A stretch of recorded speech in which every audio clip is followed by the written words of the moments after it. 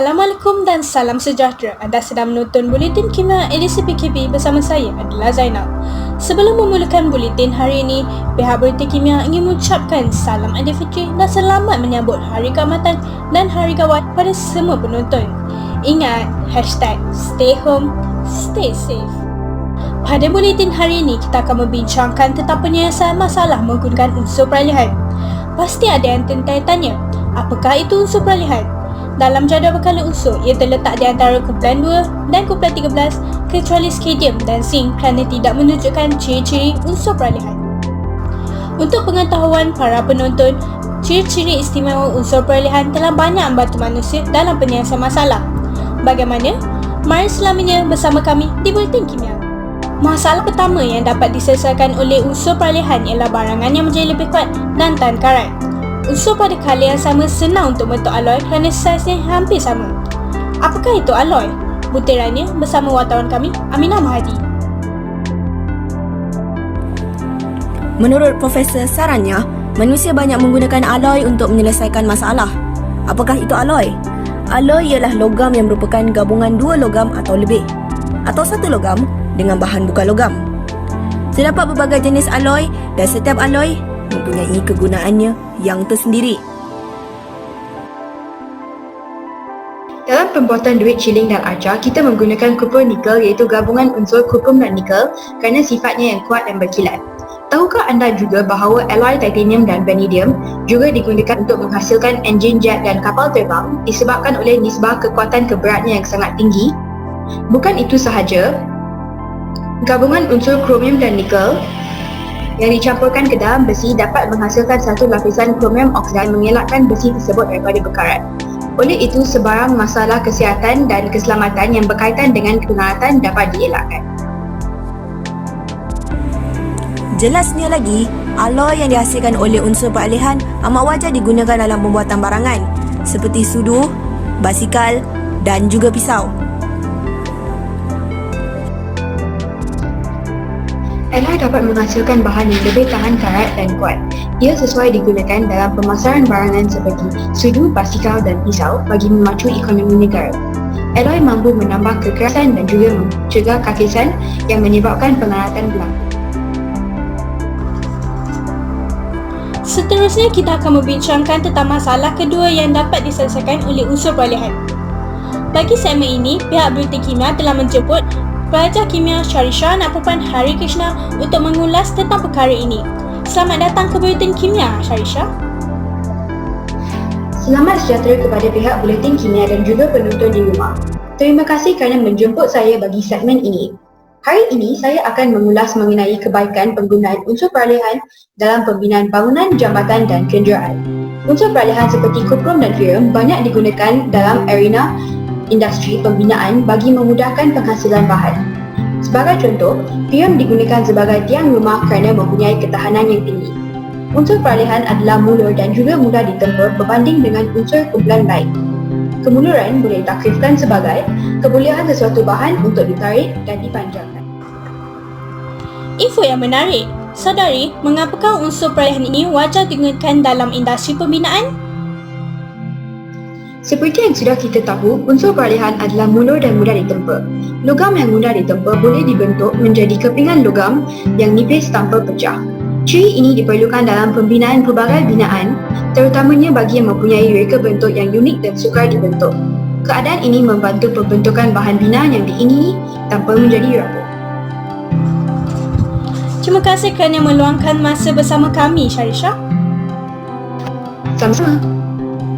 Penerangan sangat baik daripada seorang anak muda yang bercita-cita tinggi. Nampaknya kita memerlukan lebih ramai lagi pelajar sebegini. Baik, sekarang kita akan menyelam kepada masalah ketiga yang dapat diselesaikan oleh unsur peralihan. Kita akan bersama dengan rakan penyampai Nur Aminah binti Muhammad Mahdi yang berada di pameran barangan elektrik atas talian. Ya, terima kasih saudari Adila di studio. Saya kini sekarang berada di pameran barangan elektrik atas talian. Dengan menggunakan unsur peralihan, kita dapat menambah baik pengaliran elektrik. Unsur peralihan merupakan konduktor elektrik yang baik kerana mempunyai banyak elektron yang bebas bergerak. Menarik bunyinya. Saudari, salah satu unsur peralihan seperti kuprum banyak digunakan dalam industri, terutamanya dalam kenderaan berelektrik. Apakah komponen dalam kenderaan elektrik yang menggunakan kuprum? Ya, menurut Copper Development Association INC, kenderaan berelektrik menyumbang kepada persekitaran yang lebih bersih, selamat dan juga cekap tenaga. Kuprum yang digunakan untuk menjana tenaga teknologi lestari, mempunyai ketahanan, kekondaksian elektrik yang tinggi dan juga berkualiti. Kuprum banyak digunakan dalam motor elektrik, bateri, penyongsang, pendawaian dan stesen pengecas. Kenderaan elektrik yang tulen boleh mempunyai lebih dari satu batu pendawaian kuprum dalam balitan starternya. Kuprum sememangnya ialah sebuah komponen yang penting dalam kenderaan berelektrik. Saudari, mengapakah unsur peralihan adalah wajar digunakan dalam barang elektrik?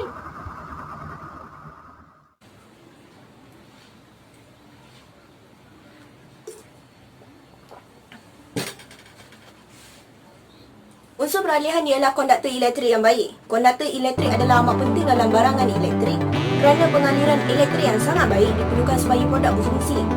Sebagai contoh, kuprum digunakan sebagai rod penyambar kilat pada bangunan pencakar langit, seperti menara berkembas Petronas bagi mengalirkan arus elektrik dari kilat ke bumi. Kaedah ini dapat menjamin keselamatan orang ramai. Terima kasih atas laporan saudari. Jangan tersedak pula ya. Baik, saudari. Unsur peralihan mempunyai sifat-sifat makin bagi mempercepatkan tindak balas. Dengan menggunakan sifat ini, tempoh tindak balas biologi dalam badan dan tindak balas kimia dalam industri menjadi lebih singkat. Keadaan ini mampu mempercepatkan tindak balas dan memendekkan masa penghasilan bahan. Hal ini demikian kerana unsur peralihan dapat menjerat bahan lain pada permukaan. Dalam badan, suplemen seperti pil serum dan makanan dapat menjamin kesihatan kita. Makanan juga digunakan dalam proses metabolisme asid amino, glukosa dan kolesterol. Dalam industri pula, bahan seperti amonia, platinum dan nikel dihasilkan. Bahan pencuci dihasilkan apabila larutan amonia bertindak balas dengan minyak tumbuhan. Ejen penejuk dalam peti sejuk dan penghawa dingin turut menggunakan amonia. Platinum pula digunakan dalam proses oswald untuk menghasilkan asid nitrit. Asid nitrit akan bertindak balas dengan tolona dalam penghasilan bahan letupan. Bagi nikel, ia digunakan dalam pembuatan margarin melalui proses penghidroksidaan. Dengan menggunakan unsur peralihan dalam industri, kilang dapat mengeluarkan lebih banyak produk dalam tempoh masa yang singkat untuk memenuhi keperluan pengguna sekaligus memaksimumkan keuntungan mereka. Berita kimia berehat seketika. Kembali selepas ini.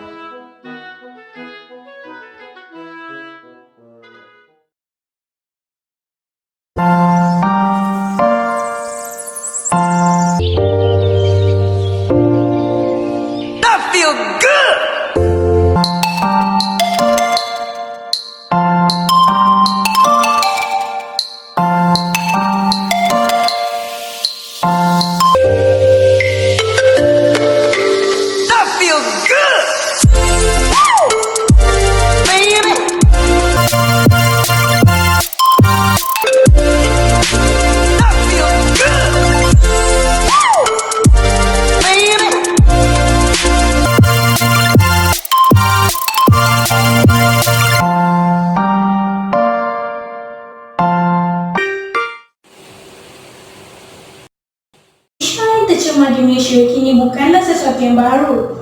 Ion tercemar mempunyai ion.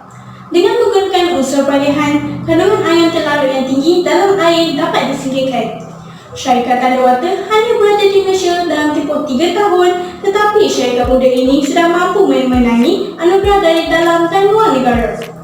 Hari ini kita bersama dengan pengasas syarikat Tanda Water itu sendiri, Cik Charara. Terima kasih Cik Dilar. Syarikat kami menggunakan unsur peralihan untuk menyingkirkan kandungan ion terlarut yang tinggi dalam air. Ion perlu disingkirkan supaya air menjadi selamat untuk diminum. Hal ini demikian kerana ciri istimewa ion unsur peralihan yang mempunyai lebih daripada satu nombor pengoksidaan. Cik Charara, apakah itu nombor pengoksidaan? Pertanyaan yang amat bernas, Cik Dilar. Nombor pengoksidaan ialah jumlah bilangan elektron yang diperoleh atau dihilangkan oleh sesuatu atom untuk membentuk ikatan kimia dengan atom yang lain. Contohnya, unsur vanadium D mempunyai cas +2, +3, +4 dan +5. Manakala manggan pula mempunyai cas +2, +4 dan +7. Pium pula mempunyai cas +2 dan +3 manakala kuprum pula mempunyai cas +1 dan +2. Mengapakah ion unsur peralihan boleh mempunyai lebih daripada satu nombor peoksidaan? Unsur peralihan boleh mempunyai petala dalam yang tidak diisi penuh dengan elektron yang masih boleh menerima kehadiran elektron valence. Ini amat berbeza daripada unsur lain yang hanya mempunyai elektron valence pada petala terluarnya. Bagaimanakah syarikat tanda water mengaplikasikan pengetahuan ini dalam produk? Syarikat saya iaitu Syarikat Tanda Water mengaplikasikan pengetahuan ini dalam produknya berdasarkan kepada prinsip kandungan ion manggan 2+ dan ferrum 2+ dalam air akan dioksidakan oleh ejen pengoksidan kuat manggan 7+ yang diperoleh daripada kalium permanganat kepada mendakan pepergian yang dapat ditapis keluar. Pada pendapat saya, kaedah ini amat wajar digunakan kerana kandungan ion terlarut manggan 2+ yang sangat tinggi dalam air dapat memudaratkan kesihatan di samping memberikan rasa logam dan warna yang gelap kepada air. Malah, beberapa kajian yang telah dijalankan juga mendapati bahawa kandungan ion manggan 2+ yang tinggi dalam air boleh menyebabkan kerencatan akal dalam kalangan kanak-kanak yang masih kecil. Manggan 2+ dapat dioksidakan kepada manggan 4+ dalam bentuk mendakan MnO2 dan ditapis keluar dari air supaya kandungannya dalam air berkurangan. Langkah ini dapat memastikan air selamat diminum. Oleh itu, belilah produk yang dikeluarkan oleh syarikat saya iaitu Syarikat Tanda Water demi keseimbangan alam sekitar. Terima kasih Cik Carara. Sekarang kita akan bersama dengan usahawan kedua kita juga merangkap berita pengusahaannya, Cik Nina. Selamat datang ke Buletin Kimia, Cik Nina. Terima kasih Cik Dilar. Mentol keluaran kunang-kunang Sdn Bhd telah mendapat sambutan ramai di pasaran atas talian menghubungi dunia sebenar. Ini semestinya disebabkan kualiti filamen, mentol lampu dan diod pemancar cahaya keluaran mereka. Jika tidak keberatan, beritahulah rahsia ini pada kami di Buletin Kimia, Cik Nina. Kami gunakan unsur peralihan sebagai filamen dalam mentol lampu dan juga diod pemancar cahaya keluaran syarikat kami. Unsur peralihan ini sangat ideal digunakan sebagai filamen kerana ia mempunyai takat lebur dan juga takat didih yang tinggi. Mengapakah unsur peralihan mempunyai takat lebur dan takat didih yang tinggi? Unsur peralihan mempunyai ikatan kovalen yang kuat. Ikatan kovalen ialah ikatan yang terbentuk melalui perkongsian elektron antara dua atom bukan logam. Semasa pembentukan molekul kovalen, setiap atom bukan logam akan menyumbang satu atau lebih elektron untuk dikongsi bersama dengan atom lain. Melalui perkongsian elektron, setiap bukan logam akan mencapai susunan elektron duplet atau susunan elektron oktet. Dengan ikatan kovalen yang kuat, unsur peralihan adalah lebih stabil. Pada masa yang sama, ia juga mempunyai takat lebur dan juga takat didih yang tinggi. Ini kerana ikatan kovalen menghasilkan struktur kovalen bersaiz besar yang memerlukan banyak tenaga dan haba untuk memecahkannya. Mengapakah produk elektrik memerlukan logam yang mempunyai takat lebur yang tinggi? Produk elektrik memerlukan logam yang mempunyai takat lebur yang tinggi kerana juga perlu berhadapan dengan tenaga haba yang tinggi untuk mengelakkan peleburan filamen. Filamen dalam mentol lampu dan juga filamen dalam diod pemancar cahaya perlu mempunyai takat lebur yang tinggi. Sebagai contoh, tungsten yang kami gunakan dalam mentol kami mempunyai takat lebur sebanyak 3422 darjah Celsius, manakala yttrium yang kami gunakan dalam diod pemancar cahaya pula mempunyai takat lebur sebanyak 1520 darjah Celsius. Penjelasan yang sangat padat. Terima kasih kerana sudi bersama kami di Buletin Kimia. Sebelum saya beredar, bolehkah kalau saya beritahu sesuatu kepada penonton Buletin Kimia di rumah? Sudah tentu, apa salahnya? Gunakan kod kerepek untuk menikmati diskaun sebanyak 10% di laman sesawang kami iaitu www.kunangkunang.com. Terima kasih Cik Mina. Kita kembali kepada saudari Adila di studio. Keindahan cahaya dari mentol lampu. Kunang. Cahaya yang mewarnai kehidupanmu. Kunang. Menemani anda di rumah terbuka, studio dan banyak lagi. Kunang. Pastinya menyinari hati anda. menyinari kehidupanmu. Kunang, kunang. Masuk kembali. Jangan lupa layari laman sesawang kunang-kunang dan gunakan kod promosi ya. Kembali kepada tajuk utama. Tahukah anda bahawa unsur peralihan berupaya membentuk ion berwarna? Dengan menggunakan sifat istimewa ini, kita dapat mengenal pasti jenis unsur dalam air dan dapat mengenal pasti unsur dalam eksperimen dengan lebih mudah. Antara unsur yang berbentuk sebatian berwarna dalam air ialah kuprum 2 yang berbentuk warna biru dalam larutan aqueous, Ferrum 2 yang berbentuk warna hijau dalam larutan aqueous, Ferrum kuning pula akan membentuk warna kuning dalam larutan aqueous, dan bagi magnat 7, larutan aqueous akan berwarna ungu. Dengan menggunakan unsur peralihan, kita dapat mencantikkan barangan perhiasan.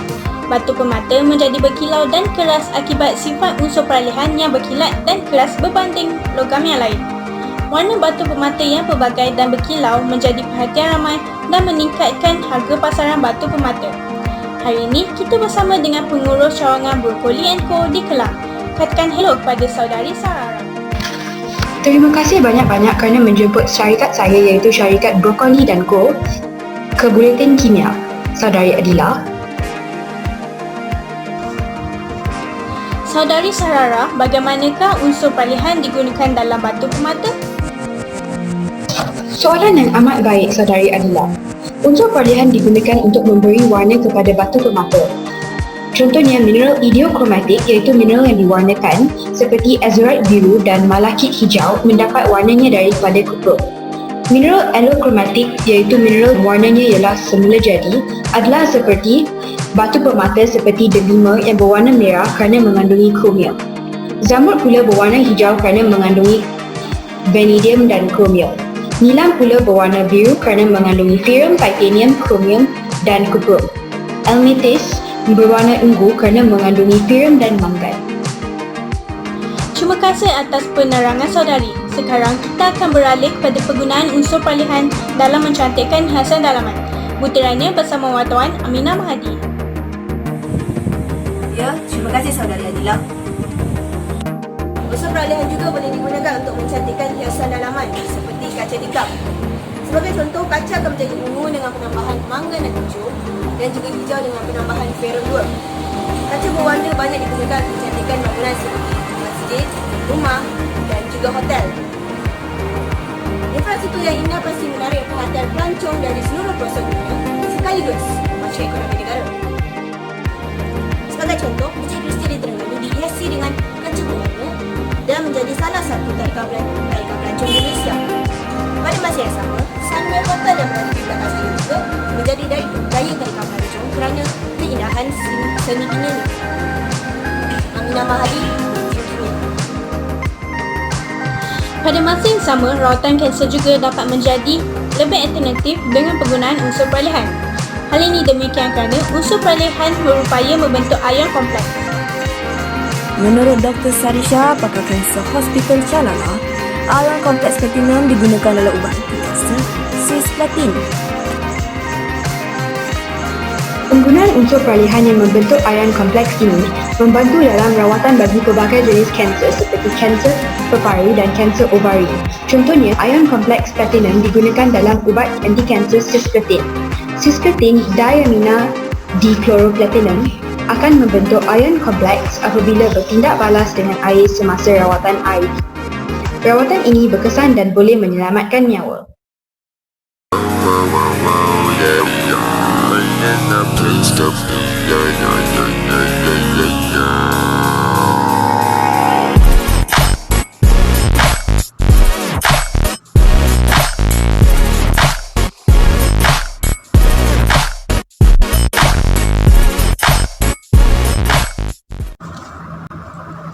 Ahli saintis menemui satu lagi ciri istimewa unsur peralihan iaitu dapat mengingati bentuknya. Misalnya, alloy nitinol yang merupakan campuran nikel dan titanium.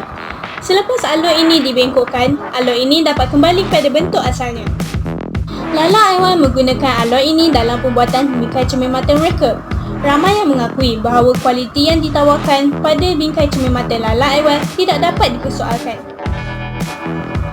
Untuk pengetahuan para penonton, alloy nitinol juga digunakan sebagai implan dalam rawatan patah tulang. Aloi nitinol yang tidak bertoksik dan juga mampu kembali pada bentuk asalnya, menjadikan ia ideal sebagai implan dan digunakan secara meluas dalam rawatan masa kemalangan. Baik, kita akan teruskan kepada segmen alam sekitar.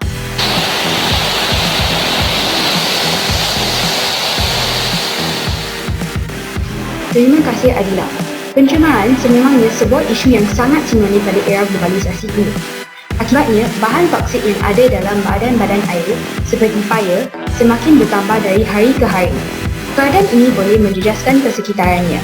Justeru, unsur peralihan perlulah digunakan untuk menyingkirkan bahan toksik daripada air di kawasan fire untuk menjadikannya selamat bagi persekitaran.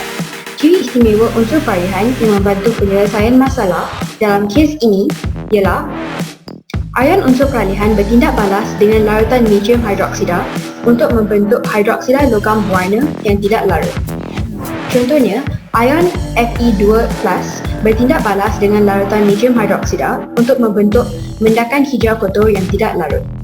Anion toksik seperti selenit dan selenite mudah dijerak pada permukaan Fe2 hidroksida. Fe2 hidroksida menurunkan ion toksik ini kepada selenium yang tidak larut dalam air dan menjadi mendakan yang ditapis keluar. Tuntasnya, unsur peralihan wajarlah digunakan untuk menyah toksik air paya dan memelihara persekitaran. Kesannya, kita dapat mengelakkan haiwan daripada mencernakan bahan toksik yang ada pada air dan menyelaputi permukaan hidupan akuatik. Dalam hal ini, bahan toksik akan disingkirkan dengan selamat tanpa mengganggu keseimbangan rantai makanan. Sekarang, kita akan bersama rakan penyampai saya iaitu Aminah Mahadi. Terima kasih Sarisha. Kita teruskan dengan penyelesaian masalah alam sekitar menggunakan unsur peralihan yang seterusnya. Dengan menggunakan unsur peralihan yang kurang reaktif berbanding dengan unsur kumpulan lain, kita dapat menyingkirkan gas beracun dari exhaust kereta. Sebagai contoh, palladium, rhodium dan titanium digunakan dalam penukar pembangkit untuk mengoksidakan gas karbon monoksida, gas nitrogen oksida dan hidrokarbon tidak terbakar kepada bahan yang kurang berbahaya seperti gas nitrogen, gas karbon dioksida dan wap air. Justeru sudah terang lagi bersuluh bahawa unsur peralihan dapat digunakan untuk mengurangkan pencemaran udara. Sehubungan itu, kerajaan Malaysia telah mewajibkan setiap kenderaan baru untuk mempunyai penukar pembangkit demi memastikan kualiti udara negara. Baiklah, kembali kepada Adila di studio. Terima kasih pada Sarisha dan Aminah. Segmen alam sekitar itu mengakhiri buletin kimia hari ini. Jangan lupa untuk mengikuti perkembangan kami dalam membincangkan lebih banyak topik berasaskan kimia. Patuhi arahan PKPB dan sentiasalah dalami ilmu kimia. Saya, Nur Adla binti Muhammad Zainal Abidin mengundur diri. Assalamualaikum dan jumpa lagi.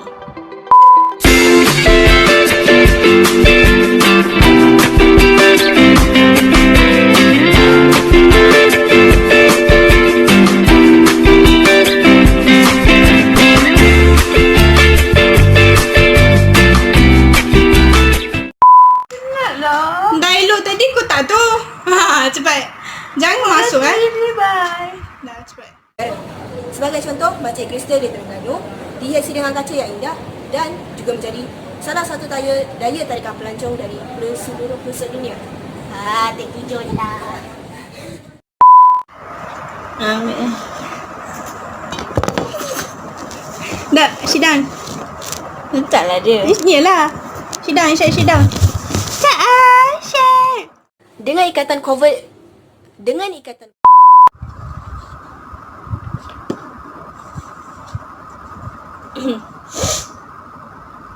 Unsur peralihan mempunyai sifat-sifat makin bagi mempercepatkan tindak balas.